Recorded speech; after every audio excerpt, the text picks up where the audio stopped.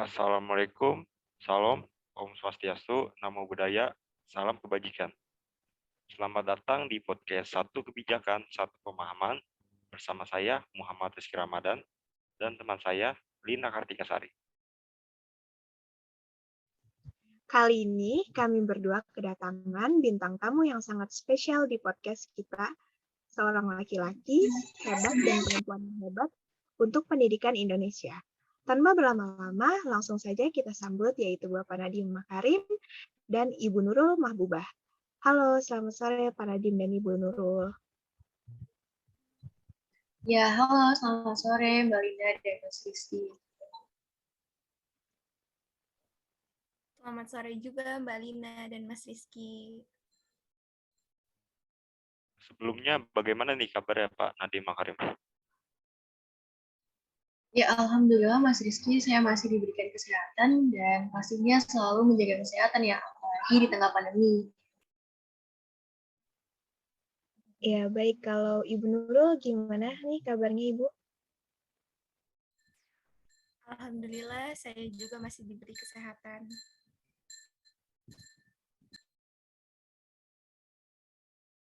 Alhamdulillah, semoga sehat selalu ya Mas Nadiem dan juga Ibu Nurul.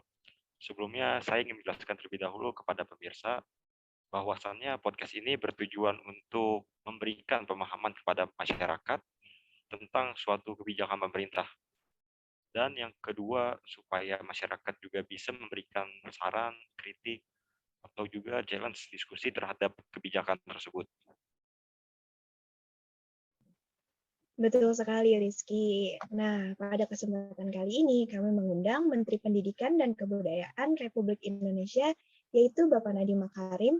Dan mengapa kami memutuskan untuk mengundang Bapak Nadiem Makarim? Pertama, berdasarkan survei yang kami lakukan di akhir tahun 2021, Pak Nadiem Makarim ini merupakan satu dari 5 menteri terbaik pada pemerintahan era Presiden Jokowi dan Wakil Presiden Kiai Haji Maruf Amin. Nah, yang kedua, beliau juga berperan penting bagaimana menekankan peningkatan kualitas sumber daya manusia pada sektor pendidikan dan juga kebudayaan, yang dimana merupakan sektor paling penting dalam meningkatkan kualitas sumber daya manusia di Indonesia. Nah, yang ketiga, kita ketahui bahwa pandemi COVID-19 ini telah melanda dunia, termasuk Indonesia. Dan kita juga ingin tahu bagaimanakah dunia pendidikan dan kebudayaan menjawab tantangan di tengah pandemi.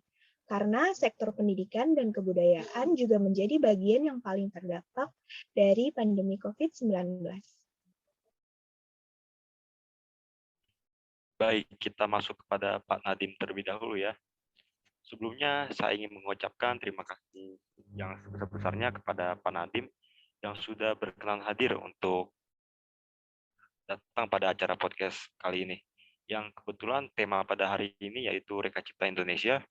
Jadi kita ingin mengangkat persoalan tentang bagaimana cara mendorong kreativitas dan juga inovasi. Dan kami pikir sektor pendidikan dan juga kebudayaan ini menjadi ranah untuk mendorong kreativitas maupun inovasi. Baik, untuk pertanyaan pertama, yaitu secara garis besar, apakah capaian dari Kemendikbud di tahun 2021 sampai dengan tahun 2022 di tengah berbagai tantangan ini, terutama saat COVID-19? Silakan, Pak Nadiem boleh langsung menjawab. Ya, baik. Terima kasih sebelumnya Mbak Lina dan Mas Rizky yang sudah menghadirkan saya di sini. Merupakan suatu kehormatan buat saya.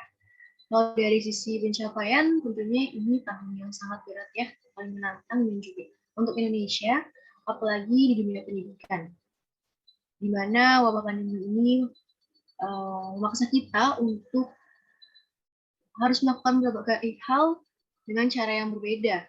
Dan ekspektasi kita dalam perubahan juga harus kita adaptasi dan harus kita ubah sedikit modifikasi.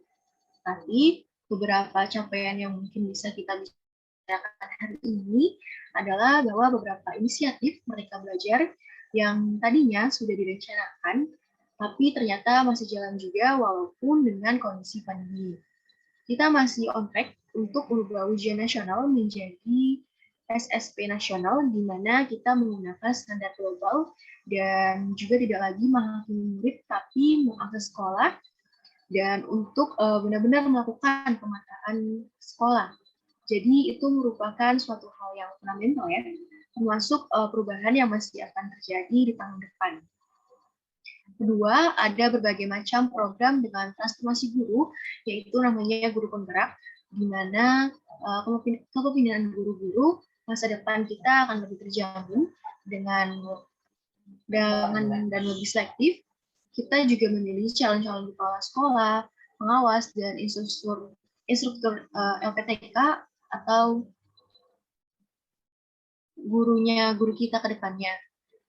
Kita juga telah melakukan perubahan yang belum pernah terjadi di perguruan tinggi sebelumnya, yaitu dengan adanya program kampus merdeka dengan di mana nantinya 3 semester boleh di luar prodi.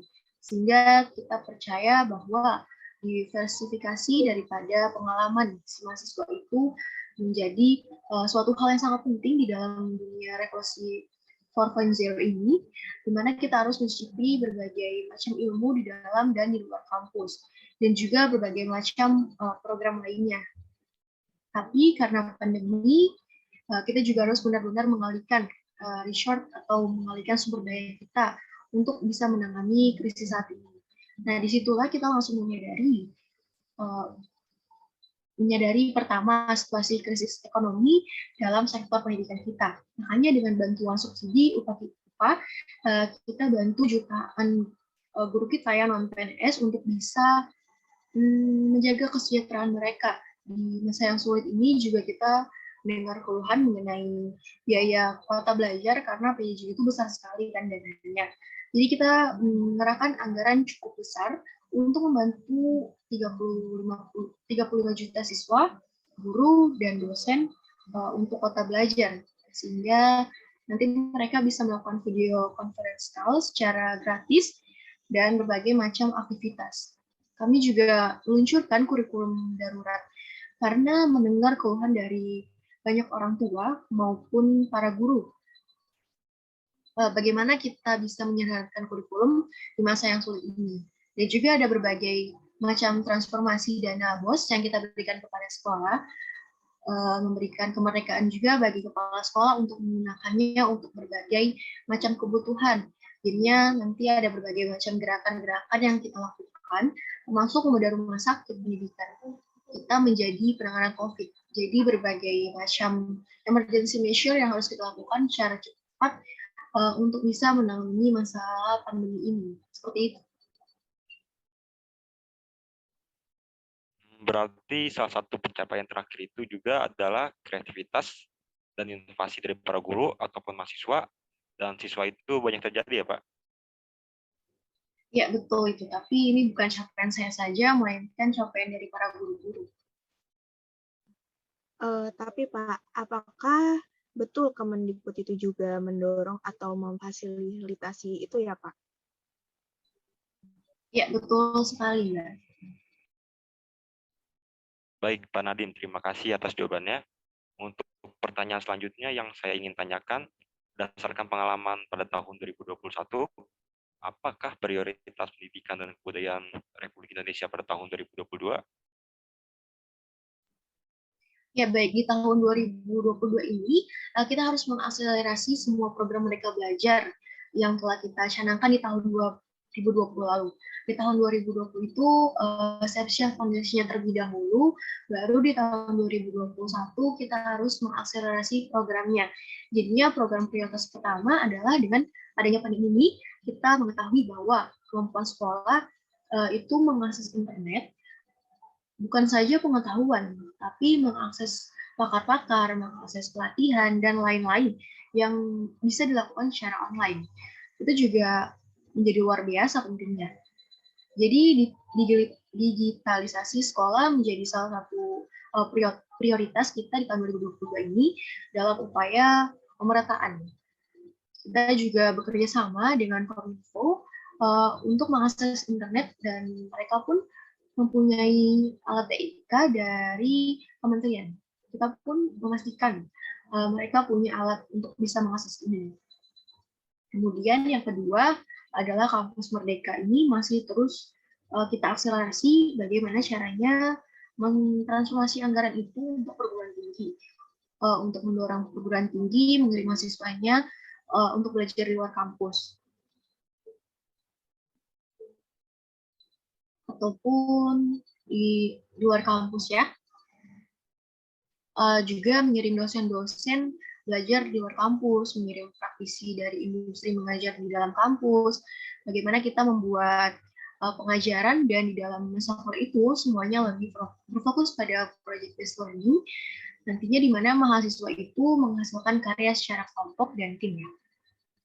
Semua hal-hal yang kita terus dorong dengan transformasi anggaran bukan hanya kebijakan, tapi juga dengan anggaran juga. Dan yang ketiga adalah tentunya asesmen nasional, di mana ada survei AKM atau asesmen kompetisi minimum, numerasi literasi, dan selain itu efek karakter untuk mengetahui nilai-nilai Pancasila anak-anak kita, dan juga survei lingkungan sekolah digunakan untuk mengerti proses pembelajaran. Nah, jadinya penentuan holistik ini menjadi salah satu program prioritas kita di tahun 2022. Lalu tentunya pendidikan vokasi, di mana kita akan mengakselerasi konsep SMK yang benar-benar menjadi pusat keunggulan ke depannya. Dan juga untuk sekolah yang ada namanya sekolah penggerak, di mana mereka akan menjadi ujung tombak perubahan untuk semua sekolah. Dan sekolah-sekolah penggerak ini yang akan mulai melakukan perubahan dari sisi proses pembelajaran kurikulum dan lain-lain. Jadi ini grup sekolah penggerak namanya, dan tentunya akselerasi guru penggerak ini menurut saya salah satu kunci bagaimana kita bisa mengidentifikasi dan merekrut guru-guru penggerak dari manapun di Indonesia yang memiliki kualitas kepemimpinan yang tinggi. Dan nantinya mereka lah yang akan menjadi kepala sekolah, pengawas, dan instruktur guru masa depan Indonesia di dalam bidang budaya tentunya. Dan dengan adanya pandemi COVID-19 ini, kita juga harus melihat situasi, apakah kita bisa melakukan event-event, tetapi salah satu hal yang kita tekankan di bidang budaya adalah sebenarnya transformasi melalui platform-platform digital. Ya, nah kita juga baru saja melakukan Pekan Budaya Nasional yang 100% online. Itu luar biasa ternyata ya, dan banyak sekali persepsi positif yang kita dapatkan, dan itu nantinya akan menjadi inovasi yang akan kita lakukan di luar dari yang harus kita lanjutkan untuk pandemi. Ya Mbak ya, ada berbagai macam hal yang harus kita lanjutkan, tapi insya Allah dengan adanya vaksin, sekolah akan mulai melaksanakan tatap muka di daerah-daerah yang lebih aman mungkin, dan insya Allah juga kita bisa kembali ke ritme yang lebih normal. Iya, amin. Semoga secepatnya pandemi segera berlalu. Saya lihat-lihat juga Pak Nadiem punya banyak sekali beberapa rencana dan kegiatan, tetapi rencana tetaplah harus dilaksanakan ya, agar tetap tercapai ya Pak. Dan semoga dari hasil-hasil ini juga bisa mendapatkan hasil yang terbaik, dan kita juga bisa kembali ke dalam ritme yang normal agar semuanya juga dapat berjalan dengan lancar. Sebelumnya ada banyak sekali pembahasan terkait dengan program guru penggerak. Nah, pada kesempatan kali ini kami juga turut mengundang salah satu guru yang berjasa dalam program guru penggerak yang dijalankan oleh Kemendikbud, yaitu Ibu Nurul. Iya, Ibu Nurul, berdasarkan pernyataan yang dikemukakan oleh Pak Nadiem tadi, bahwasanya Kemendikbud itu menjalankan sebuah program yang bernama Sekolah Penggerak. Dan Ibu merupakan salah satu guru yang ikut berpartisipasi dalam program tersebut. Bisa diceritakan mungkin mengapa Ibu mengikuti program ini? Baik, terima kasih sebelumnya Mbak Lina. Sebelumnya izinkan saya memperkenalkan diri terlebih dahulu. Perkenalkan, saya Nurul Mahbubah, guru di SMA Negeri 1 Batu Ampar, Tanah Laut, Kalimantan Selatan. Saya merupakan seorang guru mata pelajaran sosiologi selama 12 tahun dan sedang ditugaskan menjadi pendamping guru penggerak. Alasan saya untuk mengikuti program ini karena banyak sekali persoalan yang muncul yang kita hadapi. Oleh saya sendiri pribadi, guru, orang tua, ataupun para siswa. Sebelum dikeluarkannya kurikulum darurat ini, guru hanya berfokus pada penyelesaian penuntasan kurikulum, sehingga pada kondisi tersebut siswa merasa sangat terbebani. Mereka hanya disodori dengan berbagai tugas yang mana mereka mengalami kejenuhan dan kebosanan dalam pembelajaran. Walaupun dalam kondisi PJJ, pembelajaran jarak jauh, guru pun harus tetap menyelesaikan kompetensi apa yang harus mereka capai. Nah, maka dari itu, hal ini menimbulkan sebuah permasalahan. Begitu juga untuk para orang tua, yang mana tidak semua orang tua bisa mendampingi anak-anaknya belajar di rumah.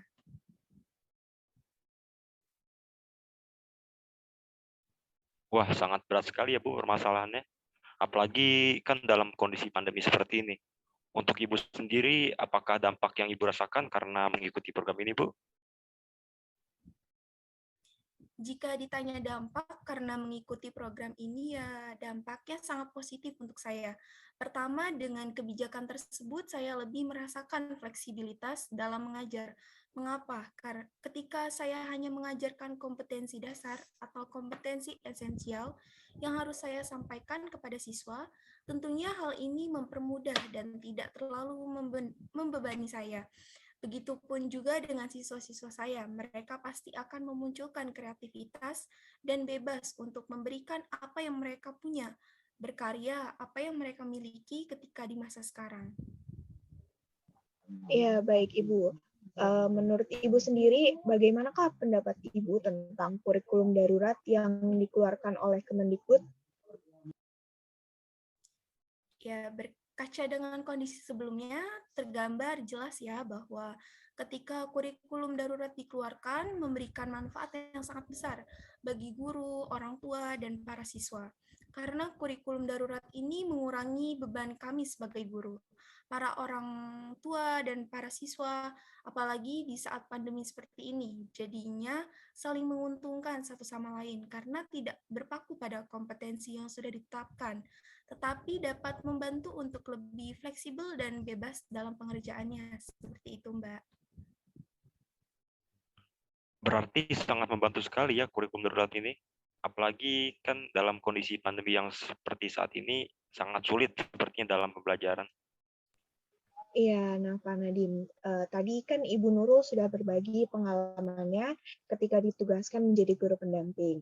Nah, kira-kira bagaimana nih Pak Nadiem? Dari pemerintahan sendiri, apakah ada program pemerintahan, khususnya Kemendikbud untuk para guru secara kuantitatif? Misalnya tadi dalam rekrutmen guru penggerak, tetapi juga secara kualitatif. Apakah dilihat dari pangkalnya, kesejahteraannya, maupun kompetensinya juga apakah ditingkatkan, Pak? Silakan. Ya, baik. Itu adalah inisiatif kita dari Kemendikbud ya. Tidak ada yang lebih penting daripada apa yang akan berdampak kepada guru. Nah, peningkatan kapasitas guru ini adalah yang paling penting dari seluruh formula pendidikan. Mengapa kita fokus pada guru penggerak terlebih dahulu? Karena kepemimpinan sekolah itu adalah kepala tim di masing-masing sekolah. Seperti kepala sekolah, pengawas, guru-gurunya tersebut adalah yang pertama kali kita pastikan kualitasnya terbaik. Itu yang pertama. Nah, yang kedua adalah regenerasi guru. Kita harus memastikan guru-guru yang mengikuti program PPG ini harus memiliki kualitas yang terjaga. Kita pun melakukan beberapa hal untuk yang pertama kali adalah relaksasi dari dana BOS. Kita memberikan diskresi kepada kepala sekolah untuk menentukan jika ingin digunakan untuk membayar honor guru, honorer tergantung diskresi performa kepala sekolah mana yang baik bisa digunakan di masa pandemi. Nah, setelahnya kita akan melakukan evaluasi setelah pandemi apa saja yang terjadi. Tapi semua itu merupakan suatu inisiatif kesejahteraan dan merupakan salah satu yang penting ya. Selanjutnya kita mendengar berapa banyaknya guru-guru honorer Indonesia yang punya pengalaman, yang punya penghasilan sangat kecil, bahkan sampai 200 hingga 300 ribu rupiah per bulannya, sangat jauh di bawah UMR. Jadi untuk pertama kalinya di tahun ini kita akan melakukan tes untuk semua guru honorer. kita juga akan memastikan di tahun 2022 ini semua guru honorer di Indonesia akan mempunyai kapasitas untuk mengambil tes itu. Sebelumnya hal ini tidak ada karena sebelumnya mereka hanya mengantri untuk bisa membuktikannya. Nah, untuk yang lolos tes ini akan diangkat menjadi P3K atau pegawai pemerintah dengan perjanjian kerja yang mana gajinya setara dengan PNS. Jadi kita mulai dengan kesejahteraan terlebih dahulu, tetapi harus diperhatikan kembali yang akan diangkat menjadi P3K ini hanyalah yang lulus tes saja. Namun untuk yang gagal tes pertama tidak usah khawatir, karena bisa mengikuti tes sebanyak 3 kali. Ini merupakan sebuah inovasi untuk memberikan keadilan sosial bagi semua guru honorer untuk bisa membuktikan bahwa mereka setara dengan PNS. Seperti itu. Baik, Pak Nadiem, terima kasih atas jawabannya. Selanjutnya, saya ingin bertanya kepada Bu Nurul. Menurut Ibu sendiri, apakah kondisi guru honorer akan membaik jika para guru honorer ini mengikuti tes P3K yang dimana akan diselenggarakan oleh Kemendikbud?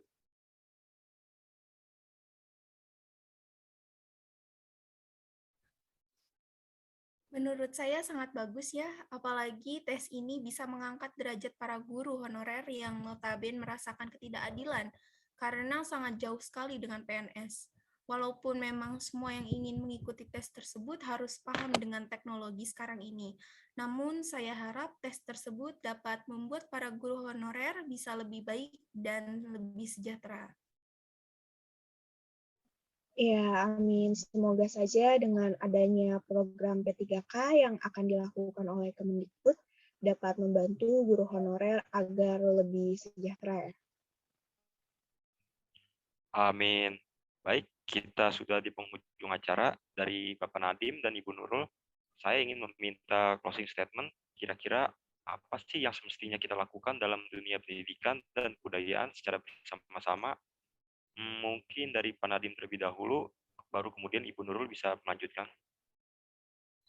Ya, kalau closing statement dari saya mungkin pendek saja ya, bahwasannya pandemi ini telah membuktikan betapa pentingnya kemampuan kreativitas dari guru dan orang tua. Nah, kemampuan kreativitas dari guru belajar. Jadi saya ingin tekankan sekali lagi bahwa ini adalah partnership atau kerjasama antara orang tua dan guru, bukan hanya satu pihak saja. Ketika kita keluar dari pandemi ini, kita lupa dengan kesadaran yang luar biasa pentingnya. Guru dan orang tua yang mau belajar bagaimana cara mengajarkan anaknya bereksperimentasi dengan berbagai macam platform teknologi ataupun metode-metode baru. Metode ini jangan sampai hilang atau tidak diterapkan lagi karena mungkin melalui pandemi ini kita diberikan hadiah berupa hal baru yang dapat mengubah pendidikan agar bisa lebih baik. Seperti itu. Ya, baik. Terima kasih Pak Nadiem atas closing statement-nya. Mungkin Ibu Nurul juga boleh dipersilahkan untuk menambahkan untuk closing statement-nya. Baik, dengan kondisi seperti ini, harapan saya semoga tiap sektor, khususnya pendidikan, bisa berjalan sedemikian rupa, karena bagaimanapun kondisinya harus tetap berjalan seperti normal.